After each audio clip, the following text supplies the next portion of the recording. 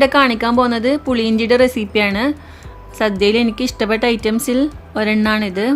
അപ്പോൾ ഇവിടെ ഞാൻ കുറച്ച് മാത്രമേ ഉണ്ടാക്കി കാണിക്കുന്നുള്ളൂ, കാരണം ഇവിടെ ഞാൻ മാത്രമേ ഇത് കൂട്ടുള്ളൂ. അപ്പോൾ ഞാനെങ്ങനെയാണ് ഉണ്ടാക്കലെന്ന് കാണിച്ചു തരാം. അപ്പോൾ ആദ്യം നമുക്ക് ഒരു പാനിലേക്ക് ഒരു 1.5 ടേബിൾ സ്പൂൺ വെളിച്ചെണ്ണ ഒഴിച്ചു കൊടുക്കാം. അപ്പോൾ അത് നന്നായി ചൂടായതിന് ശേഷം നമുക്ക് ഇഞ്ചി ഇട്ട് കൊടുക്കാം. ഇവിടെ ഞാൻ 1/2 കപ്പ് നല്ല ചെറുതായിട്ട് അരിഞ്ഞ് വെച്ച ഇഞ്ചിയാണ് ഇട്ട് കൊടുക്കുന്നത്. ഞാൻ പറഞ്ഞ പോലെ ഇവിടെ കുറച്ച് ആവശ്യമുള്ളൂ, അതുകൊണ്ടാണ് ഞാൻ 1/2 കപ്പ് എടുത്തിട്ടുള്ളത്.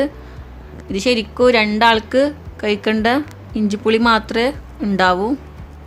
അപ്പോൾ ഇത് നന്നായിട്ട് നമുക്ക് ഫ്രൈ ചെയ്ത് കൊടുക്കാം, നല്ല ഗോൾഡൻ ബ്രൗൺ കളറാകുന്നവരെ. അപ്പോൾ ഇവിടെ ഏകദേശം ഇഞ്ചിയുടെ കളറൊക്കെ നന്നായിട്ട് മാറിയിട്ടുണ്ട്. ഇനി നമുക്കിത് വേറൊരു പ്ലേറ്റിലേക്ക് മാറ്റി കൊടുക്കാം. അപ്പോൾ വളരെ ലോ ഫ്ലെയിമിലിട്ടിട്ട് വേണം ഈ ഇഞ്ചി വറുത്തെടുക്കാൻ. ഇനി നമുക്ക് ഇതേ പാനിൽ തന്നെ ഒരു 1/4 ടീസ്പൂൺ വേണം, അതിലും കുറവ് കടുക് ഇട്ട് കൊടുക്കാം. അപ്പോൾ അതൊന്ന് പൊട്ടിയതിന് ശേഷം വളരെ കുറച്ച് ഉലുവയും കൂടി ഇട്ട് കൊടുക്കാം. അതൊന്ന് മൂത്തതിന് ശേഷം നമുക്കിതിലേക്ക് അരിഞ്ഞു വെച്ച വെളുത്തുള്ളി ഇട്ട് കൊടുക്കുക. 1 ടേബിൾ സ്പൂൺ വെളുത്തുള്ളിയാണ് ഞാൻ ഇവിടെ ഇട്ട് കൊടുക്കുന്നത്. ഇനി ഇതിലേക്ക് ഒരു ചുവന്ന മുളക് ഇട്ട് കൊടുക്കാം, ജസ്റ്റ് ഒന്ന് പൊട്ടിച്ചിട്ട് കൊടുത്തതാണ്. പിന്നെ ഒരു പച്ചമുളകിൻ്റെ പകുതി മാത്രമേ ഞാൻ ഇടുന്നുള്ളൂ. അപ്പോൾ എരിവിനനുസരിച്ച് നിങ്ങൾക്കത് കൂട്ടുക കുറയ്ക്കുകയൊക്കെ ചെയ്യാം. പിന്നെ കുറച്ച് കറിവേപ്പിലയും കൂടി ഇട്ട് കൊടുത്ത് നന്നായിട്ട് മൂപ്പിച്ചതിന് ശേഷം ഒരു 1/2 ടീസ്പൂൺ മുളക് പൊടി, പിന്നെ വളരെ കുറച്ച് മഞ്ഞൾപ്പൊടി ഇട്ട് കൊടുത്തിട്ടുണ്ട്. ഇത് നന്നായിട്ടത് മൂപ്പിച്ചെടുക്കാം. തീ കുറച്ചിട്ട് വേണം മുളക് പൊടിയൊക്കെ ഇട്ട് കൊടുക്കാം. ഇനി ഇതിലേക്ക് പുളിവെള്ളം ഒഴിച്ചു കൊടുക്കാം. ഇവിടെ ഞാൻ 1/2 കപ്പ് എടുത്തിട്ടില്ല, കാരണം വളരെ കുറച്ച് ഇഞ്ചി മാത്രമേ ഉള്ളൂ, അതുകൊണ്ടാണ് ഞാൻ കുറച്ച് പുളിവെള്ളം ഒഴിക്കുന്നത്. ഇനി നമുക്കിത് നന്നായിട്ട് തിളപ്പിക്കാം. തിളച്ചതിന് ശേഷം ഇതിലേക്ക് ശർക്കര ഉരുക്കിയത് ഒഴിച്ചു കൊടുക്കാം. ഞാൻ ഇവിടെ 1 ടേബിൾ സ്പൂൺ മാത്രമേ ഒഴിച്ചിട്ടുള്ളൂ.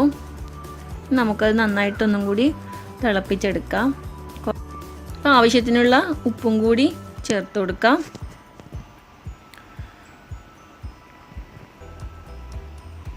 ഇനി ഇതിലേക്ക് നേരത്തെ ഫ്രൈ ചെയ്ത് വെച്ച ഇഞ്ചിയും കൂടി ഇട്ട് നല്ലോണം നമുക്ക് കുറുക്കിയെടുക്കാം. അപ്പോൾ ഞാനിവിടെ കുറച്ച് മാത്രമേ വെല്ലം ചേർത്തിട്ടുള്ളൂ, അപ്പോൾ ഞാൻ കുറച്ച് ഷുഗറും കൂടി ഇട്ട് കൊടുക്കുന്നുണ്ട്. നിങ്ങൾക്ക് വേണമെങ്കിൽ വെല്ലം മാത്രം ഒഴിച്ചു കൊടുക്കാം, പക്ഷെ ഞാൻ ഷുഗറും വെല്ലും രണ്ടും ചേർക്കാറുണ്ട്. രണ്ടും കുറച്ച് കുറച്ച് ചേർത്ത് കൊടുക്കും. അപ്പോൾ നിങ്ങൾ ആ ഒരു മധുരത്തിനനുസരിച്ച് ചേർത്താൽ മതി. ഇത് പുളിയും മധുരവും ഒക്കെ ആയിട്ട് നല്ലൊരു ടേസ്റ്റുള്ളൊരു ഐറ്റമാണ്. അപ്പോൾ ഇത് നന്നായിട്ട് ഇവിടെ കുറുകി വന്നിട്ടുണ്ട്. അപ്പോൾ ഇത് തണുത്ത് വരുമ്പോൾ കുറച്ചും കൂടി തിക്കാവും. അപ്പോൾ ഇത് വെളുത്തുള്ളി ഇട്ടിട്ടുള്ള ഒരു ഇഞ്ചിപ്പുളിയാണ്.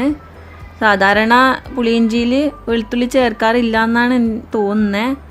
അപ്പോൾ ഇത് ഇങ്ങനെ ആക്കിയാൽ നല്ല ടേസ്റ്റാണ്. ഞാൻ 2 മോഡലും ഉണ്ടാക്കലുണ്ട്, പക്ഷേ എനിക്ക് കുറച്ചും കൂടി ഇഷ്ടം വെളുത്തുള്ളി ഇട്ടിട്ടുള്ള ഈ ഇഞ്ചിപ്പുളിയാണ്. അപ്പോൾ എല്ലാവരും ഒന്നിങ്ങനെ ട്രൈ ചെയ്ത് നോക്കി നിങ്ങളുടെ അഭിപ്രായങ്ങളൊക്കെ അറിയിക്കണം. അപ്പോൾ നമ്മുടെ ഇഞ്ചിപ്പുളി ഇവിടെ റെഡി ആയിട്ടുണ്ട്. നമുക്കിത് വേറൊരു പാത്രത്തിലേക്ക് സെർവ് ചെയ്യാം. അപ്പോൾ നിങ്ങൾക്ക് എൻ്റെ വീഡിയോ ഇഷ്ടപ്പെട്ടെങ്കിൽ ലൈക്ക് ചെയ്യാനും സബ്സ്ക്രൈബ് ചെയ്യാനും മറക്കരുത്. വീണ്ടും നല്ല റെസിപ്പികളുമായി വരാം. താങ്ക്